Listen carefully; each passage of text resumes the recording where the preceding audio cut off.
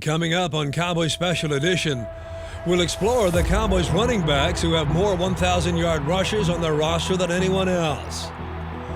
Quarterback Dak Prescott uses the bye week to coach an area high school football team. Wide receiver Cole Beasley talks about his success as a slot receiver, which helped him lead the team in receiving last year. And it's back to the West Coast for Game 6 against the 49ers, where the Cowboys plan to keep San Francisco winless. All that and more coming up on Cowboys Special Edition, brought to you by AT&T.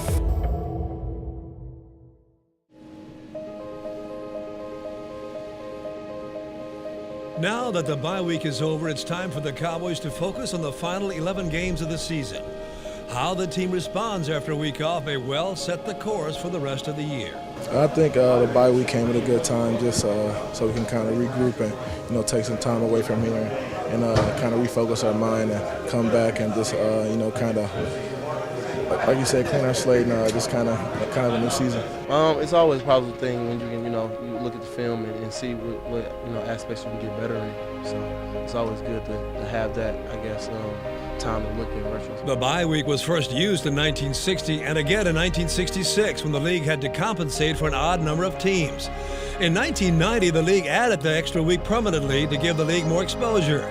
It's been around ever since and has become an important week for players to recover for the stretch run. Not everyone, though, is a fan. Yes and no. When it's Sunday and you're sitting around watching everyone else play, it's like, man, I should be out there. But you just got to understand the entire season. Everyone gets a bye week. It's been like that since the NFL started, so it's just part of the game nowadays. Historically, the Cowboys have always responded well after a bye week, as their 19-9 record indicates. Twice, the team has entered the bye week with at least a 2-game losing streak, only to have that streak extended. The last time was a 4-12 season 2 years ago. I think it's important to have that break. We've been going since July, and you get a few days off, and you kind of rejuvenate a little bit. So I think it was a good time.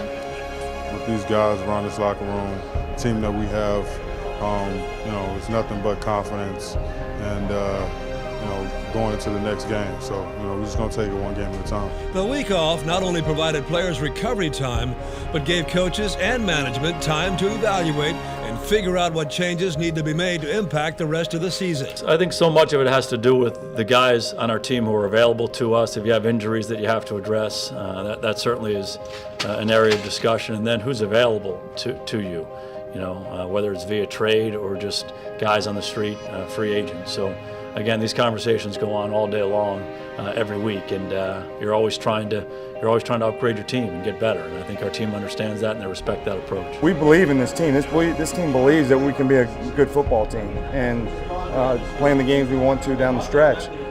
Just got to be tighten up a little bit more, And I think that's been the message with Coach Garrett, the last couple of weeks. And when you go back and watch it, I think we all agree to that's kind of where our approach needs to be. Yeah, there's definitely no panic. We're getting better. We're heading in the direction that we want to. We just got to turn some of these close losses into wins, and we'll be right where we need to be. The extra week has given linebacker Sean Lee extra time to recover from a hamstring injury. His last start was September 25th in Arizona. His absence was especially noticeable in the run game, as Dallas allowed 328 yards in the last 2 games against the Rams and Packers. The communication part, getting guys aligned. When you have that strength, it's like having our quarterback's a great quarterback, and that the presence, he's our quarterback of defense. And when he's not there, you miss him. But we got to step up and execute when he's not there. So there's no excuses for that. But he brings the coordination to the defense. Special Edition, presented by AT&T, is brought to you by Ford. Visit your local Texas Ford dealer. Ford is the best in Texas. Geico. 15 minutes could save you 15% or more on car insurance. The Salvation Army, doing the most good. And by AT&T, mobilizing your world. This segment is brought to you by the Texas Lottery. Play the Dallas Cowboys scratch ticket today. It's your ticket for a chance to win big.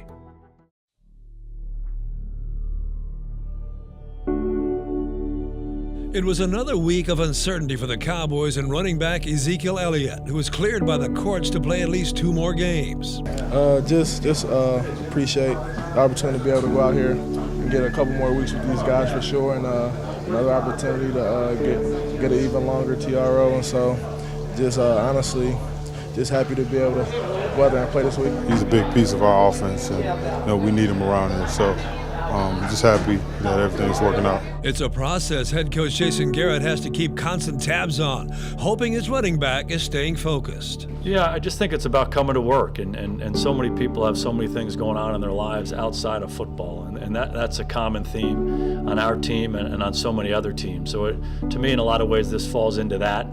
And the biggest thing is just focus on what you need to do each day to be your best, and that's a big theme for us. It's something we try to emphasize to our players, and Zeke's done a really nice job of that as he's worked his way through this situation. His mentality is huge, and just the way he carries himself, as you said, is the way and his focus is during the game, all throughout the game, and then the way he is outside of the football game and in the locker room and hanging out. So I mean, he definitely brings a certain mentality to this team. Because of Elliott's ongoing court battles, the Cowboys loaded up on running backs long before the season began. In addition to having Elliott, last year's NFL rushing champion, the team has 2 1,000-yard rushers as well, in Darren McFadden and Alfred Morris. We think running the football is a big part of our DNA, of what we are as a football team. Whether we have Zeke in there or it's another running back, we want to be able to run the football with success. And as you mentioned, 2 of those guys have all had 1,000-yard rushing seasons. I think Alfred was a Pro Bowler for the Redskins.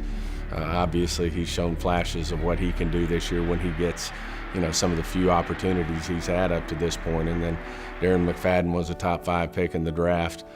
We all certainly know him well. He rushed for 1,200 yards a couple of years ago in 12 games. We just feel really good about that, and we are long there. At the center of the success of the running game is the Cowboys' highly touted offensive line, which seemed to find its stride again during the second half of the Green Bay game. What made the start of the season so tough was facing some of the top defenses in the league, including Denver, which currently is number 1 in the NFL. Well, we've played some tough defenses, and we've certainly played some defenses that want to stress stopping the run. And of course, I think people were getting the feeling that, hey, teams are going to try to stop the run, and they're not going to not be able to do that regardless of how many people they put in the box. And I think they have challenged our offense, challenged Scott Linehan, challenged Dak to throw them out of those boxes. And so, when you got 8 and 9 guys down in that box, I don't care how good you are, in the offensive line and the running back position, it can be hard. You have to find ways to run against loaded boxes, and we've had to do that for the last year. This isn't the first time teams have said we're going to take the run away. So you have to find ways to still be effective, and whether it's running it inside or outside or somehow cutting the defense, whatever it is, getting a receiver involved, using different personnel groups, and I think that's been one of the best things we've done, is create opportunities against boxes that aren't favorable to us. But having said that, you have to be effective in the passing game. This segment was brought to you by the Texas Lottery. Play the Dallas Cowboys scratch ticket today. It's your ticket for a chance to win big.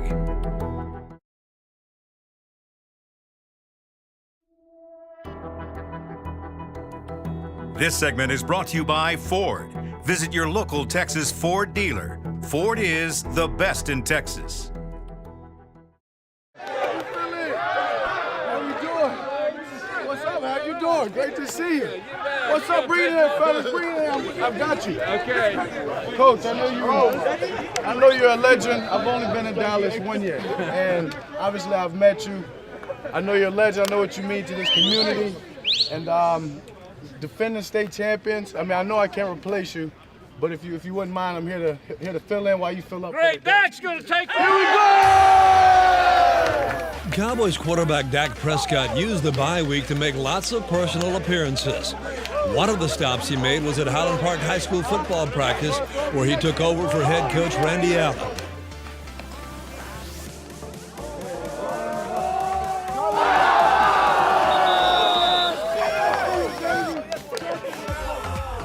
On another day, Prescott joined the Cowboys Hour on the Dallas Cowboys Radio Network, a weekly radio show where he took calls from fans. foremost on his mind was the team's 2-game losing streak. Yeah, we all need to get better, first and foremost. But we're 2-3. This bye week is a time that we'll self-assess. I mean, I'll go in there and I'll watch film on myself and figure out, do I need to get cleaner with my feet or whatever it is that I need to do. If it's staying balanced, or maybe it's something completely different. Maybe I need to work on carrying out my fakes better.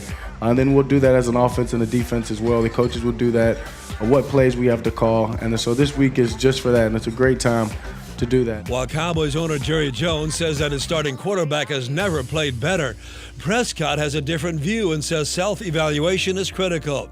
Finding a way to correct things that are far from perfect is what he says the bye week is all about. For me, it's probably my feet for the most part. I make plays running the ball and creating these plays and scrambling, but sometimes being anxious to do that means my feet aren't in the ground, my feet aren't balanced, and I'm not ready to throw the ball down the field. So it's about finding that balance of sitting in that pocket, sometimes taking a lick if I've got to, but sitting in there and getting to my 4th and 5th progression and making a throw and then knowing when I have to get out of dodge and start scrambling. So it's a fine line, but I think it's my feet. The bye week includes 4 mandatory days off. Since he was supposed to stay away from the office, Prescott had a chance to follow up on endorsements. Knowing when to work with sponsors and when to put that aside is critical when you have a job like being a quarterback of the Dallas Cowboys.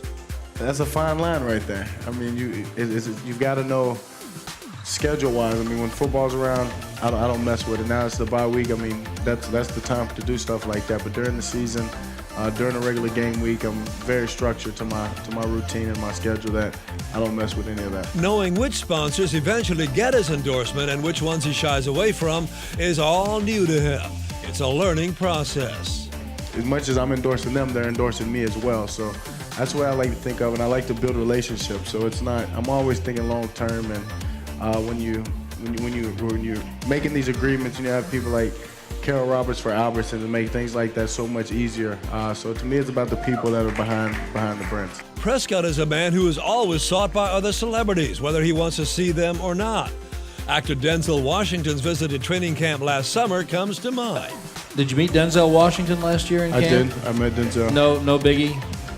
Actually, I didn't shake Denzel. As I said, I'm not the guy to run and shake people's hand. And when Denzel came to training camp, I was battling for number 3, so he didn't care to meet me. I recall. So actually, I didn't shake Denzel Washington's hand. I've got some friends here. He was there. This is the real story. No, that's right. He's actually spurning them all because he's like, you didn't care when I was third. So after a week off, Prescott is ready to return to the Cowboys, giving back his one-day job as high school coach. I know why you're a legend, because this is a lot harder than it looks. Well, hey, would you break us down? And we're going to go in after practice. So would you bring them up? Let's do it. Guys, bring them up. Let's go. Let's get in. Here we go. We got to be real loud now, all right? Real loud. We're going to bring the Scotch on 3. Yeah. There we go. Real loud. Let them guys down there in West Mesquite know what's coming from. Yeah. Go, Scotch on 3. 1, 2, 3, shots! This segment was brought to you by Ford. Visit your local Texas Ford dealer. Ford is the best in Texas. This segment is brought to you by AT&T, mobilizing your world. Witten to his right, play fake, looking right into the end zone. Beasley to the post, perfect strike, touchdown to Beasley. 2 for you with a side of sauce. Cole Beasley continues to be an impressive wide receiver for the Cowboys. Last year, he led the team in receiving yards and catches, both career highs. This year, defenses have taken notice. Just more attention, more guys are coming to the party. When it comes to the routes that I'm running and running to the middle, there's not much space in there for me right now. Hard outside leverage player on me, and then there's always a guy inside that's waiting on me. So. And I don't do too many things vertically down the field, so it's hard to get open in the middle of the field and in the short game. During the team's loss to Green Bay 2 weeks ago, Beasley had his 5th multi-touchdown game of his career. It all starts from the slot position. I don't know, man. Just been fortunate to have some good games against them. Linehan does a good job of getting me involved, and I guess particularly against them, so. I can't really tell you what it is. It's just kind of happened that way. Really against teams in that division I've done pretty well against. So. Beasley is now in his 6th season and was the only rookie free agent to make the roster in 2012. He's averaging more than 43 catches per season and never dreamed he could become the team's leading receiver. In this offense, I would have told you no, but it somehow happened last season. It's just kind of how the events went. The thing about this offense is, anybody could really have a big game. You never know who it's going to be. It could be Bryce Butler, it could be Terrence Williams, it could be Dez, it could just be the running backs, and it can come from so many different areas, tight ends, we have so many weapons, so it's a tough thing about this offense, but it's also a positive because, there's not enough balls to go around, but that's never a bad problem to have. At 5'8", 180, Beasley has never had the size, so he has learned how to use his shiftiness to his advantage. Avoiding big hits is a must. It's something you kind of have to learn, especially from playing quarterback in high school and going to receiver. It was a lot different. I was talking to somebody about this today, that the transition, the hardest thing about transitioning from quarterback to receiver was having to catch the ball first and then looking to figure out where to run, because it's way different.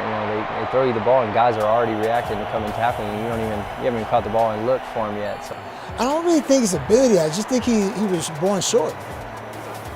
When you have a short guy like that, they can't see you. So, you just run by people, Dak sees you, throw the ball to him. I think Dak has, special glasses for, bees, so he can see him through the lineman and linebacker. So, it works.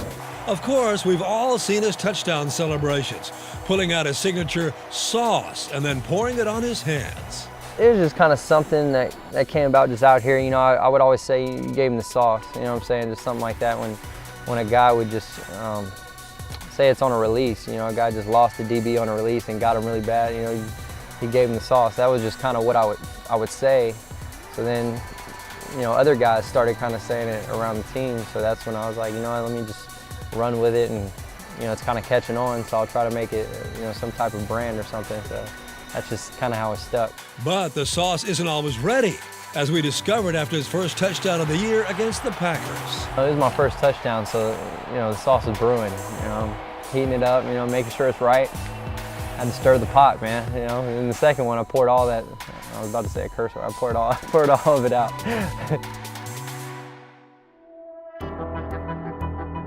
This segment was brought to you by AT&T, mobilizing your world.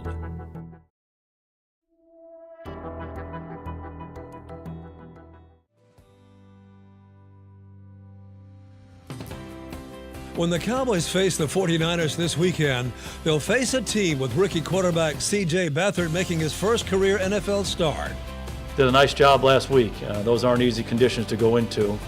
Be a rookie quarterback to go into the middle of a ball game and expect to move the team and score points, and he certainly did that. Head coach Kyle Shanahan said he made the decision to start as rookie quarterback after the 49ers lost their game to Washington. Beathard replaced Brian Hoyer and had as many first-half touchdown drives in 7 minutes as Hoyer had in more than 5 games. I think the biggest thing is just learning the game plan, the playbook, and all that kind of stuff. There's a lot of new words, new terminology for everything, and I think that's the biggest thing right now. Tight end George Kittle is also a rookie and was reunited in San Francisco with his former quarterback after college careers in Iowa. Both were taken in this year's draft. His MO is he's the same dude every single play. It doesn't matter if he threw an interception the play before, he threw a touchdown the play before. He's the exact same guy in and out of the huddle. And that's what's so great about him. He's just incredibly consistent, and you can always rely on him. At 0-6, the 49ers and Browns are the only 2 winless teams left in the league right now, but they've been very close week after week. Their last 5 losses, San Francisco has lost by a combined total of just 13 points. I think the biggest thing for us is focus on us, and then we watch the tape. And I have great respect for their team, for their coaches, and for their guys. And when you watch the tape, you see them very competitive in every game they've played in. So it's easy for us to get ourselves prepared when you watch how well they've played. In some of these games they've had tight losses in. Special edition, presented by AT&T, was brought to you by Ford. Visit your local Texas Ford dealer. Ford is the best in Texas. Miller Lite, the only beer of the Dallas Cowboys. AT&T, mobilizing your world. And by NFL Game Pass. You'll never miss another game. Enjoy full access to coaches' film and game replays from Week 1 to the Super Bowl. Subscribe at DallasCowboys.com/Game Pass. If you missed any portion of the show, be sure to visit DallasCowboys.com/TV.